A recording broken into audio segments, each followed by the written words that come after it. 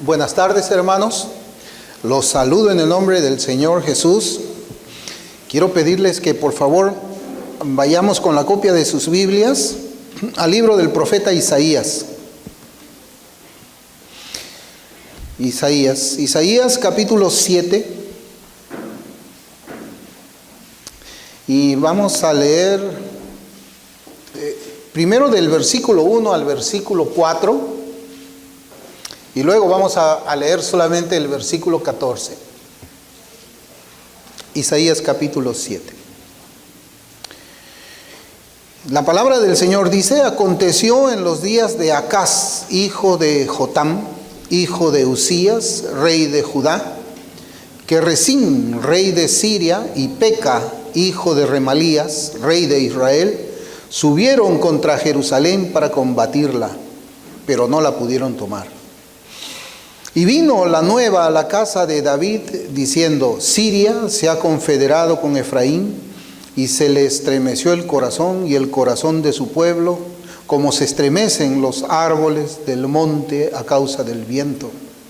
Entonces dijo Jehová a Isaías: sal ahora al encuentro de Acaz, tú y Sear-Jasub, tu hijo, al extremo del acueducto del estanque de arriba, en el camino de la heredad del lavador. Y dile: guarda y repósate, no temas ni se turbe tu corazón, a causa de estos dos cabos de tizón que humean, por el ardor de la ira de Resín y de Siria y del hijo de Remalías.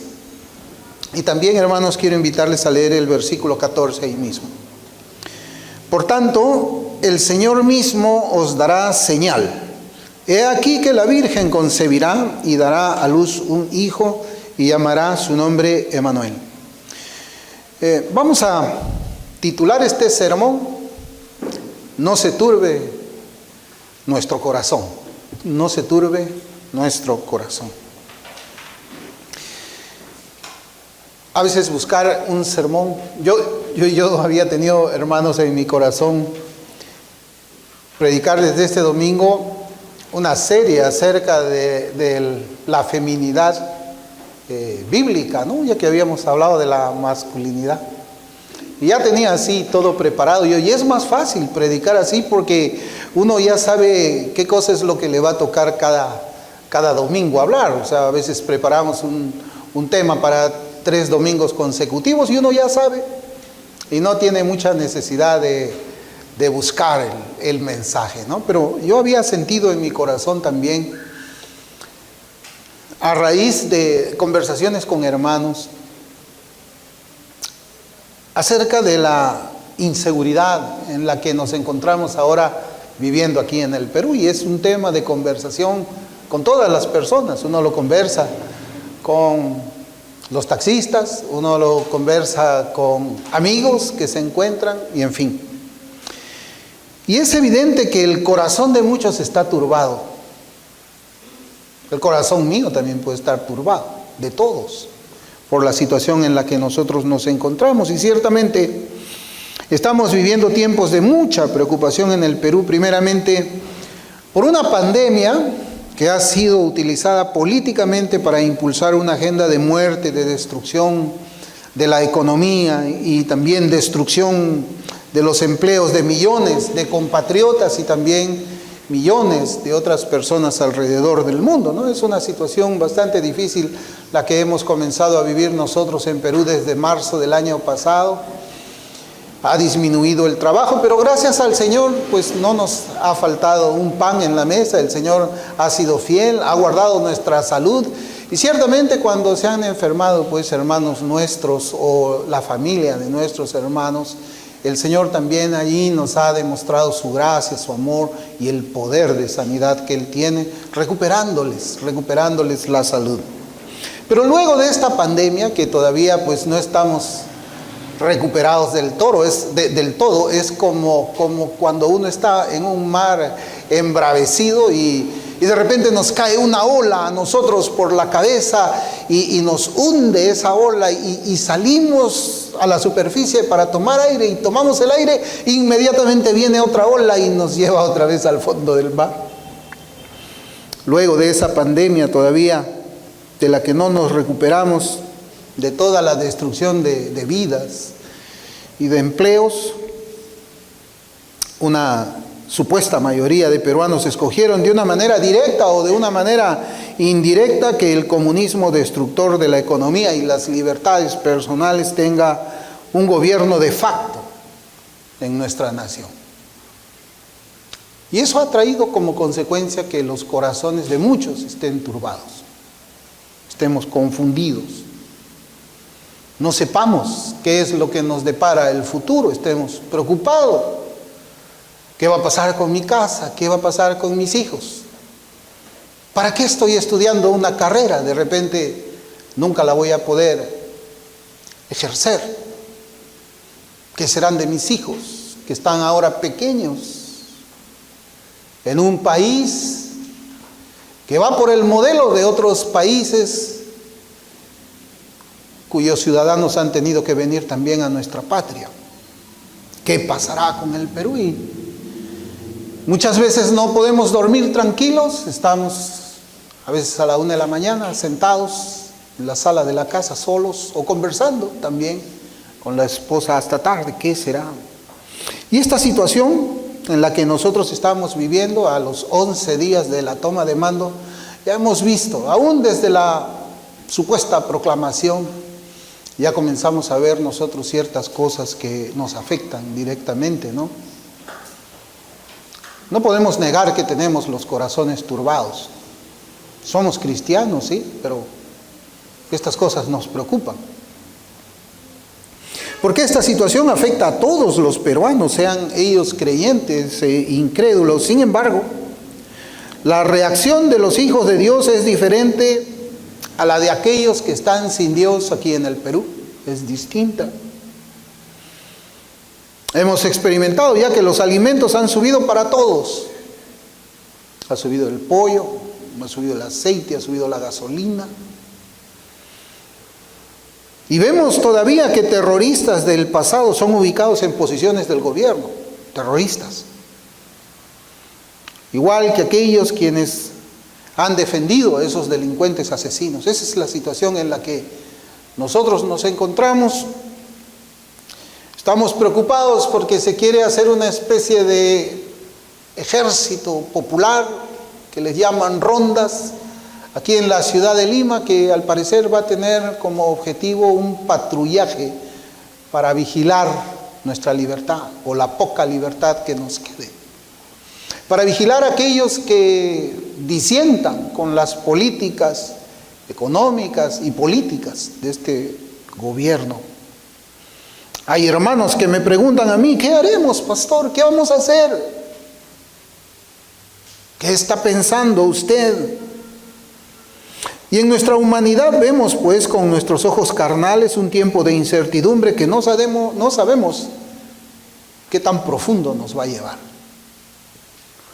Y no solamente no sabemos qué tan profundo, qué tan oscuro va a ser ese tiempo, sino no sabemos cuánto tiempo va a durar esa oscuridad. ¿Durará 5 años? No lo creo. No lo creo. No sabemos la situación nuestra, pero ciertamente tenemos que recordar que la Escritura nos enseña que no seremos probados más allá de lo que podamos resistir, y el Señor nos dará junto con la prueba la salida. Así dice la Escritura en 1 Corintios 10:13. Y en estos tiempos de incertidumbre el Señor siempre tiene una palabra para su iglesia. Eso es lo maravilloso, hermanos. La palabra del Señor aún llega a nosotros en esta circunstancia para decirnos: no se turbe vuestro corazón, no se turbe vuestro corazón. Y he escogido este texto, hermanos, esta porción de la Escritura, precisamente para traer el mensaje del Señor en este tiempo en que estamos turbados de corazón, con inseguridades, preocupados. Y el Señor nos dice: no se turbe vuestro corazón, no se turbe vuestro corazón. En Isaías, ahí en el capítulo 7, el versículo 1, mire cómo dice: Aconteció en los días de Acaz, hijo de Jotam, hijo de Usías, rey de Judá, que Rezín, rey de Siria, y Peca, hijo de Ramalías, rey de Israel, subieron contra Jerusalén para combatirla, pero no la pudieron tomar. Y nuestro relato pues comienza con noticias. Noticias que llegaron a los oídos del rey de Judá y de todo el pueblo sobre el peligro que se había acercado a Jerusalén para ser tomada y destruida por uno de los ejércitos más guerreros de aquellos días, el ejército de Siria. Imaginemos nosotros, para hacer una especie de analogía en nuestros días, que el ejército norteamericano nos rodee y nos sitie, con sus tanques, con sus aviones, con sus drones de misiles de última tecnología, y nosotros pues tenemos un armamento viejo. Es preocupante, sería una situación alarmante, ¿verdad? Porque diríamos, pues las fuerzas que nosotros tenemos no se equiparan a las fuerzas que nos están atacando. Lo más probable es que ellos nos aplasten con un matamoscas rápidamente. Eso era lo que ellos estaban viviendo en ese momento. El ejército sirio era un ejército poderoso, era un ejército entrenado para la guerra.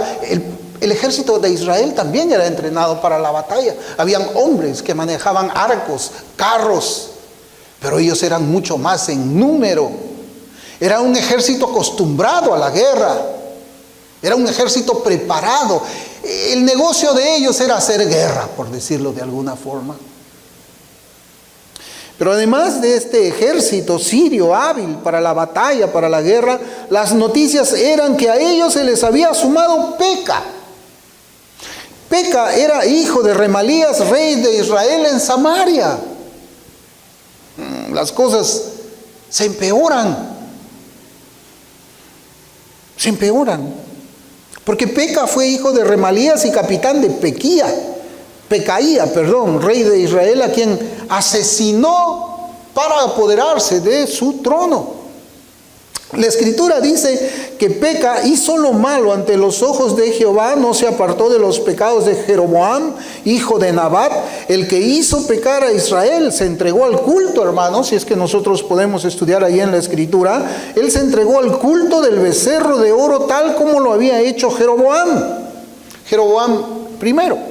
Y eso está en Segunda de Reyes 15, del versículo 25 hasta el versículo 31, si es que usted quiere también revisarlo. Pero aquellas noticias que nosotros leemos, ¿cómo es que empieza este relato? Noticias malas. Noticias malas. Pero en cierto sentido eran buenas también. Esas noticias malas en cierto sentido eran buenas, porque en una parte nosotros vemos los esfuerzos del enemigo del Señor, el ejército sirio con este traidor, para destruir al pueblo hebreo. Esas son las malas noticias. Pero las buenas noticias son que por otro lado se nos enseña que por la misericordia de Dios no pudieron tomar Jerusalén. Y es por la intervención divina. Nuestro guardador no se duerme, dice la Escritura. Él cuida a su pueblo. Somos como la niña de sus ojos. Lo dice claramente la palabra del Señor, y yo creo que usted lo cree como yo lo creo también. No se turbe vuestro corazón. No se turbe vuestro corazón. Y este versículo, pues, el versículo 1, nos introduce a la narrativa de las Escrituras acerca de lo que sucederá a partir de este intento por manos del ejército sirio, ayudado de un traidor llamado Peca. Toda esta historia de los primeros 4 versículos comienza con noticias malas. Noticias malas. Así como nosotros tenemos noticias malas ahora. Comienza con hechos negativos, malos. Así como nosotros también estamos ahora viviendo con acontecimientos verdaderos que estamos pues viendo cuáles van siendo los resultados en estos días. ¿Y cuál fue la reacción del rey de Judá y el pueblo? En el versículo 2 vemos la reacción a este acontecimiento, a estas malas noticias. En Isaías capítulo 7 versículo 2 dice: y vino la nueva, o sea la noticia, a la casa de David diciendo: Siria se ha confederado con Efraín Y se le estremeció el corazón y el corazón de su pueblo como se estremecen los árboles del monte a causa del viento. Ahora miren ustedes, hermanos, cómo es la reacción del rey de Judá y del pueblo de Judá cuando escucharon estas malas noticias. Y no podemos tener palabras que ilustren mejor lo que estaba pasando en el corazón del rey y en el corazón de ese pueblo. Ciertamente las noticias recientes nos hablan de calamidades lejanas o cercanas, pasadas o presentes, y estas noticias tienen pues una reacción en el corazón de las personas, sean creyentes o no. Después de todo, somos humanos. Somos humanos. Dice la Escritura, y se le estremeció el corazón y el corazón de su pueblo como se estremecen los árboles del monte a causa del viento. Porque ellos habían visto la unidad entre personas que nunca habían imaginado para acabar con ellos sin tener ninguna contemplación. No iban a tener piedad de ellos, ni el ejército sirio, ni Peca el traidor. Estaban siendo acechados por personas inmisericordias. No iban a tener piedad ni de las mujeres, ni de las embarazadas, ni de los niños. Ellos sabían de que se avecinaba una debacle total. Para comprender el miedo del pueblo ante la posibilidad destructiva del ejército sirio, lo que yo les decía a ustedes es que es un ejército grande con una capacidad de destrucción poderosa. Para poder comprender ese miedo, podemos mirar en las Escrituras un mismo acontecimiento previo. Y está en el segundo libro de Samuel, capítulo 6, versículo 15. Y se levantó de mañana y salió el que servía al varón de Dios, y he aquí el ejército que tenía sitiada la ciudad con gente de a caballo y carros. Entonces su criado le dijo: ¡Ah, Señor mío! ¿Qué haremos? Y esta es la pregunta que brota de nuestros corazones estremecidos. ¿Qué haremos? No podemos nosotros juzgar a los judíos por el estremecimiento de sus corazones. No podemos. Porque el trono y la ciudad de David se hallaban pues bajo una amenaza real. Una amenaza contra sus vidas, una amenaza contra su propiedad, una amenaza contra su familia, una amenaza contra su nación. Situación difícil, ¿verdad? Y la amenaza a la que nosotros nos enfrentamos hoy, aquí en el Perú, es tan real. Porque la destrucción de nuestra nación es real. Porque la destrucción de nuestras libertades es real. Y porque la destrucción de nuestras familias es real. Es real.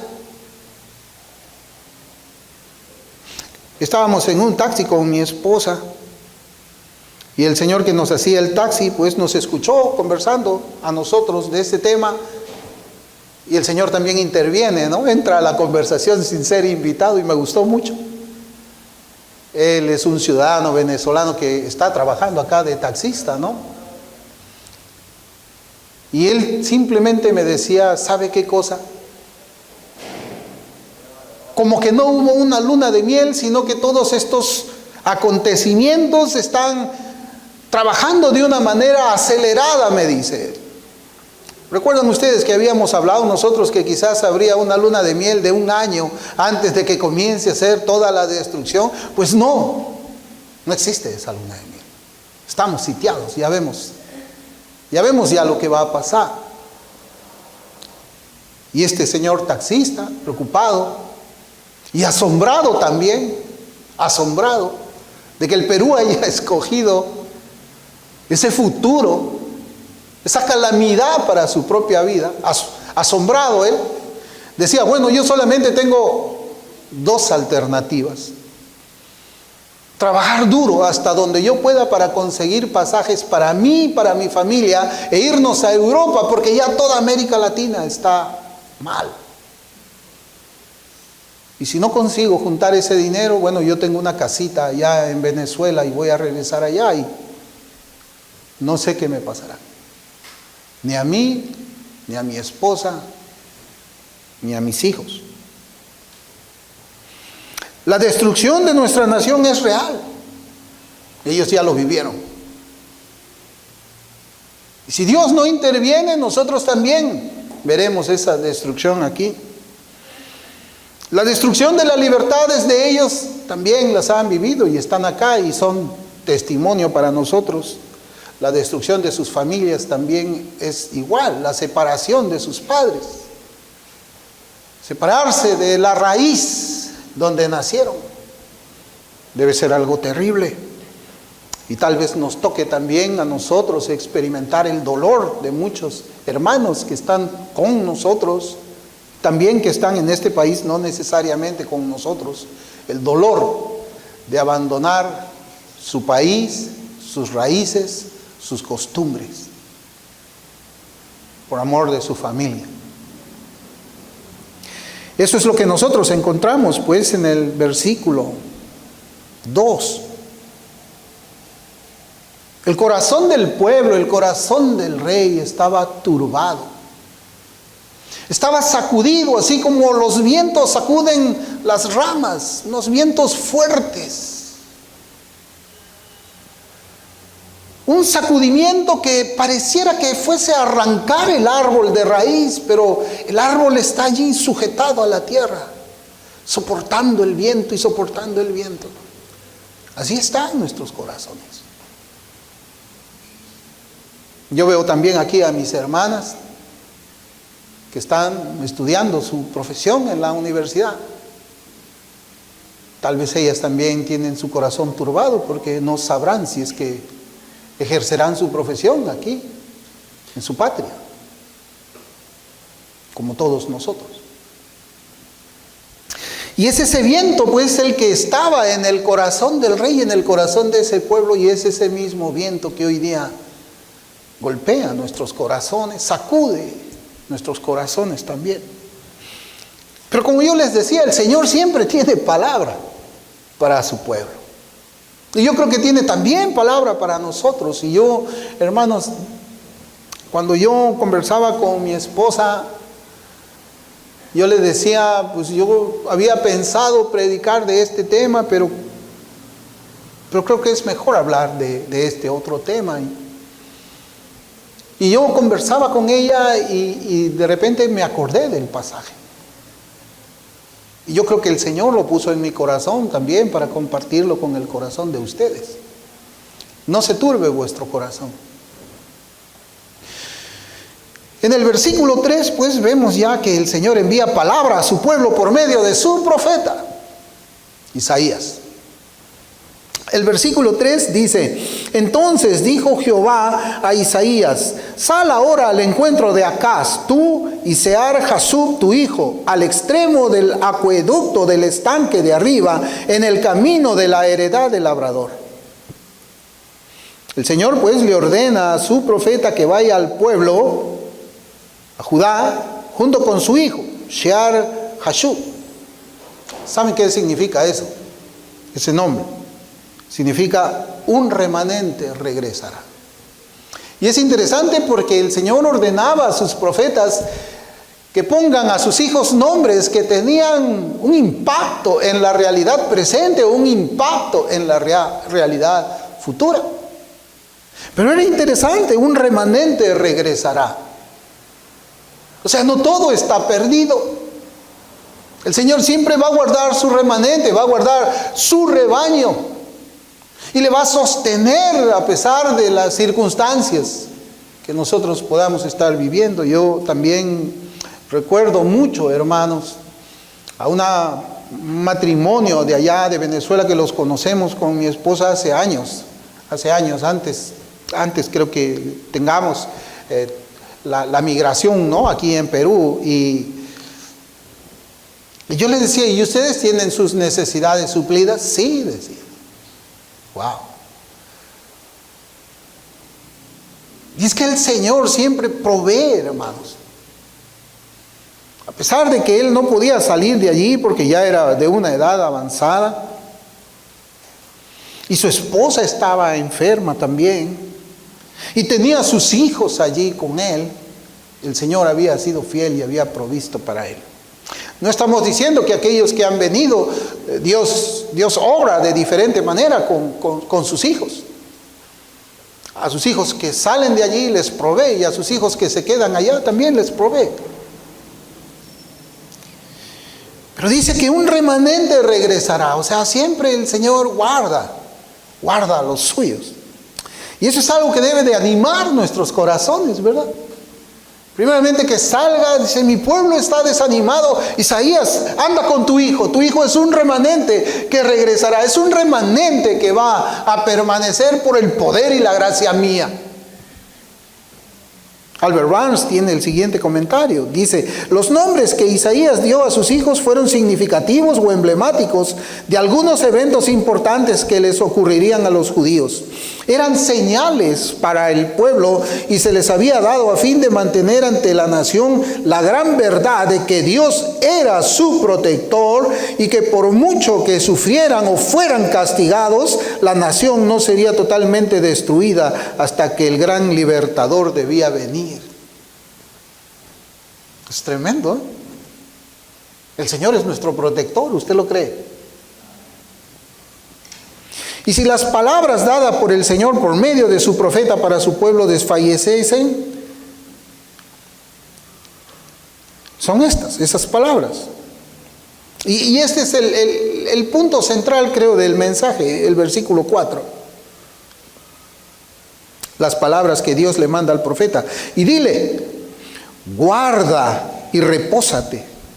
No temas ni se turbe tu corazón a causa de estos dos cabos de tizón que humean por el ardor de la ira de Rezín y de Siria y del hijo de Remalías.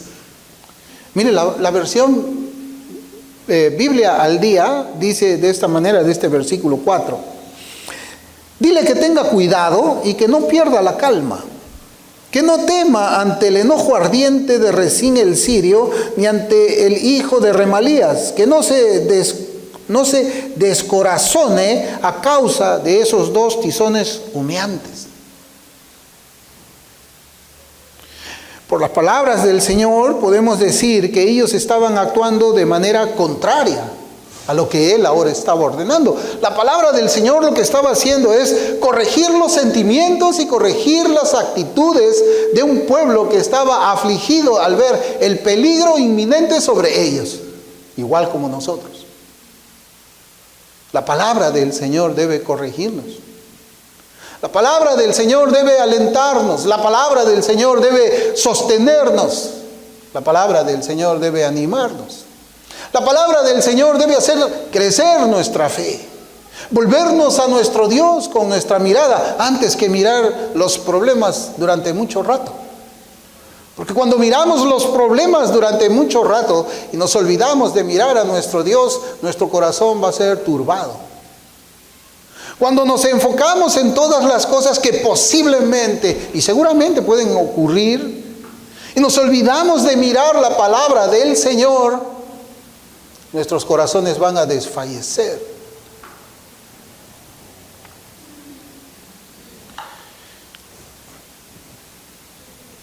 Lo que quería era el Señor corregir por medio de decirle a su pueblo, aquí estoy yo soy tu protector. Yo soy tu protector. Guarda y repósate, le dice, porque ellos estaban presos del pánico y actuando sin prudencia. Fíjense, estaban actuando sin prudencia. Pero el Señor le dice, hey, guarda y repósate. También el Señor dice, no temas, porque ellos estaban cautivos del miedo. Y el Señor le dice, no se turbe tu corazón, porque sus almas estaban debilitadas. ¿Cuánto Necesitamos, ¿verdad?, volvernos a las Escrituras y a la palabra del Señor en estos tiempos de incertidumbre, de oscuridad. Nosotros no conocemos el futuro, el Señor lo conoce. Nosotros no controlamos el futuro, el Señor lo controla. Y ese es el mismo consejo del Señor para su iglesia en estos tiempos difíciles, aquí en Perú. No debemos ser presas del pánico, no debemos perder la prudencia, es decir, no debemos tomar decisiones apresuradas, no, tenemos que ser prudentes, no debemos tener miedo, no debemos debilitarnos en nuestros corazones. Hermanos, es interesante cómo es que el Señor habla de esos enemigos. El Señor dice, y dile, guarda y repósate, no temas ni se turbe tu corazón a causa de estos dos cabos de tizón que humean. Cabos de tizón que humean por el ardor de la ira de Rezín y de Siria y del hijo de Remalía. ¿Usted ha notado cómo es que el Señor los mira a ellos? ¿Y cómo es que el pueblo los miraba a ellos? El pueblo les estaba dando a ellos demasiada importancia. El pueblo los veía y estaba cautivo del pánico, pero el Señor, ¿cómo los mira? Cabos de tizón sueltos, humeantes. Eso es cualquier cosa. Es tremendo. Es tremendo cuando dice tizones humeantes, es porque ya no había ninguna llama en ellos. Y más bien que dentro de poco ellos serían completamente apagados por el Señor. Completamente apagados.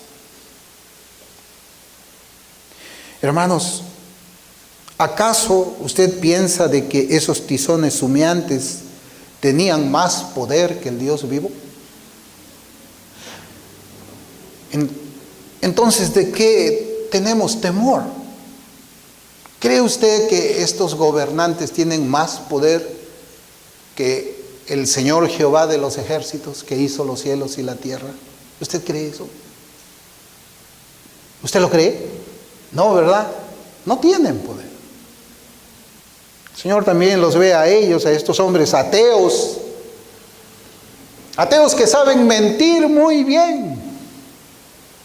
Aborrecedores de Dios, pero que para engañar es necesario que pongan su mano sobre una Biblia y juren delante de un crucifijo.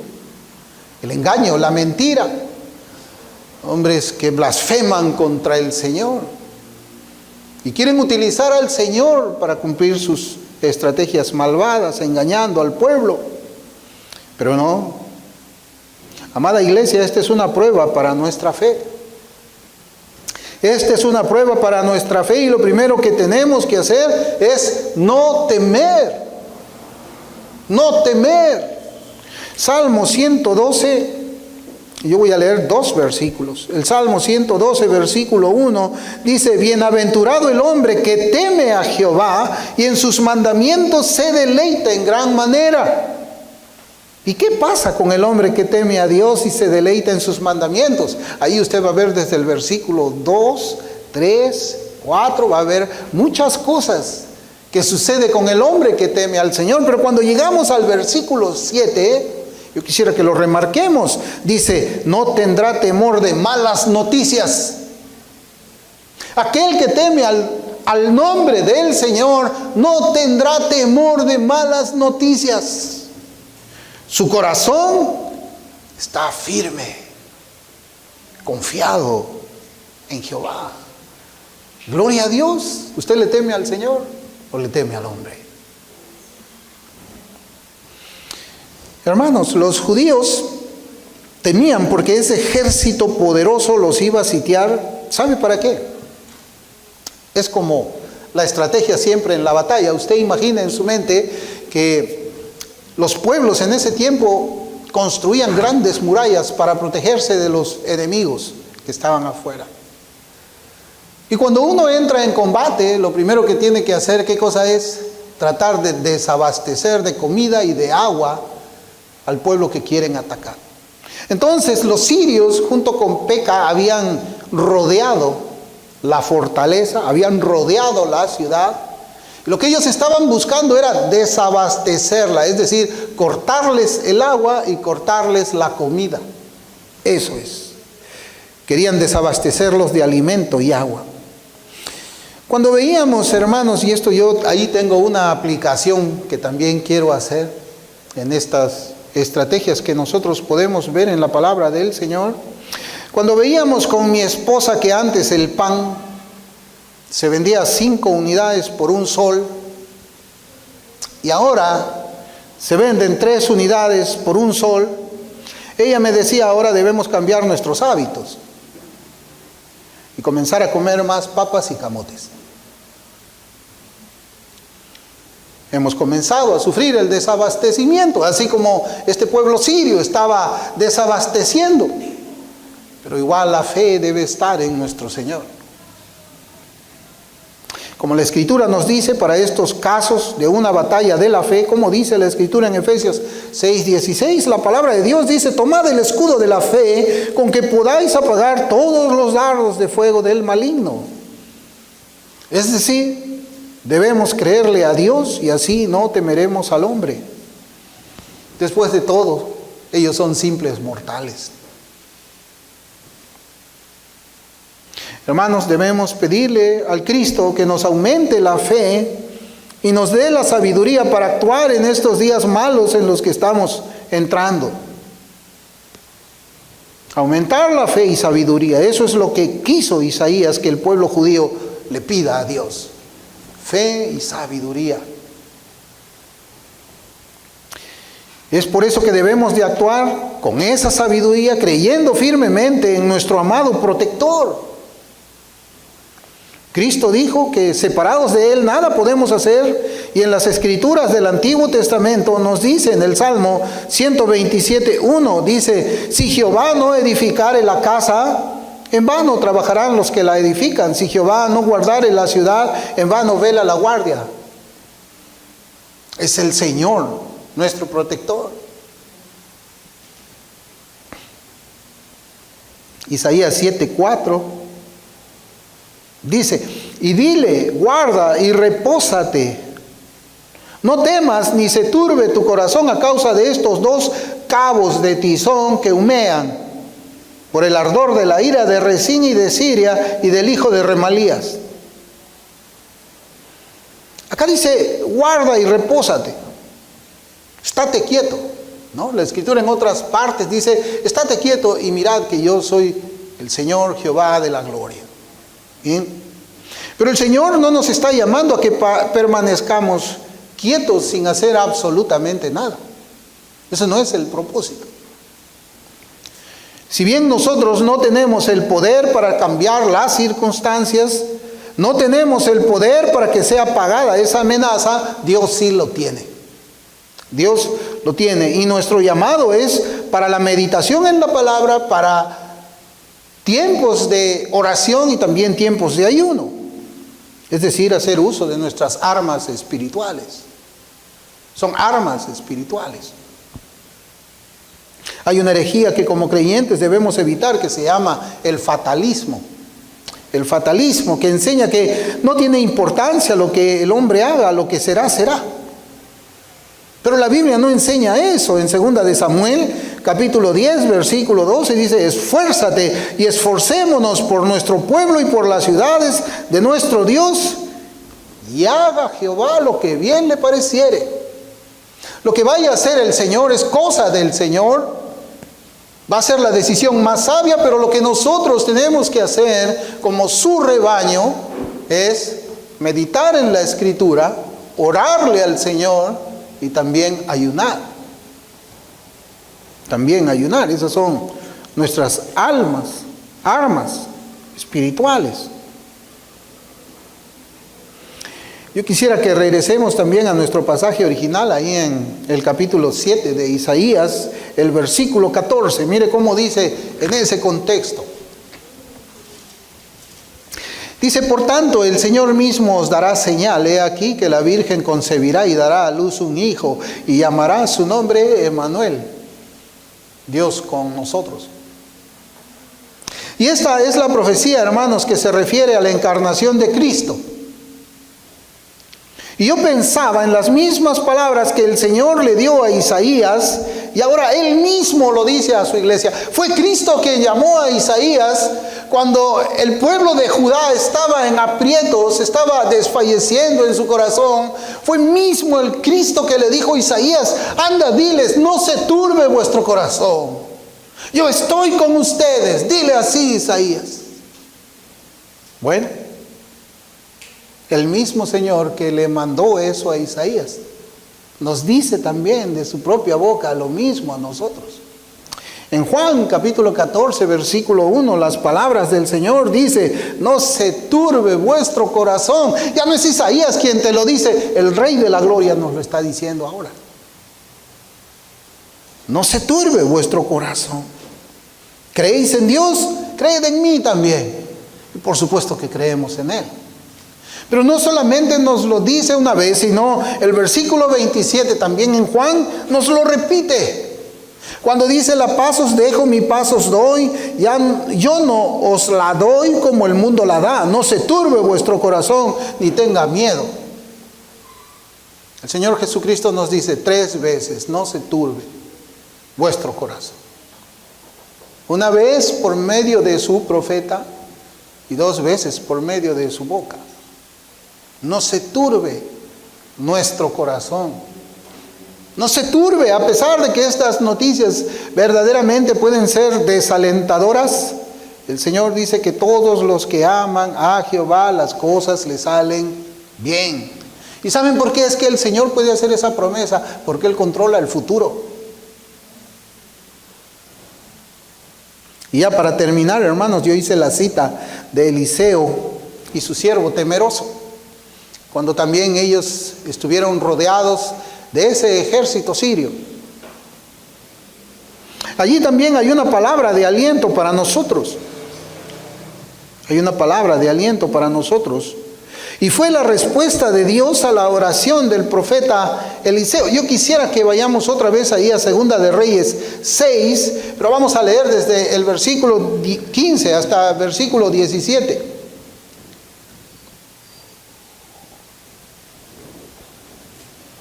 Y se levantó de mañana y salió el que servía al varón de Dios. Y aquí el ejército que tenía sitiada la ciudad con gente de a caballo y carros. Entonces su criado le dijo: ah, Señor mío, ¿qué haremos? Hasta ahí habíamos leído. Hasta ahí habíamos leído para reconocer que los temores, al ver la destrucción cercana,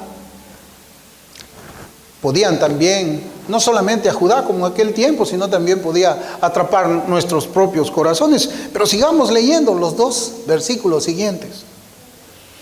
Él le dijo: no tengas miedo, no tengas miedo, porque más son los que están con nosotros que los que están con ellos. Y oró Eliseo y dijo: te ruego, oh Jehová, que abra sus ojos para que vea.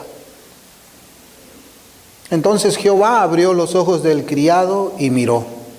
He aquí que el monte estaba lleno de gente a caballo y de carros de fuego alrededor de Eliseo. Hermanos, nosotros no tenemos que pedirle al Señor que nos abra los ojos. Él abrió los ojos de la fe en nuestros corazones. Y aunque no vemos esos carros de fuego acompañándonos a nosotros, por la fe sabemos que están allí, así como estaban con Eliseo. Porque el Dios de Eliseo es nuestro Dios. No tengamos miedo, querida iglesia. No tengamos miedo. No se turbe nuestro corazón, porque más son los que están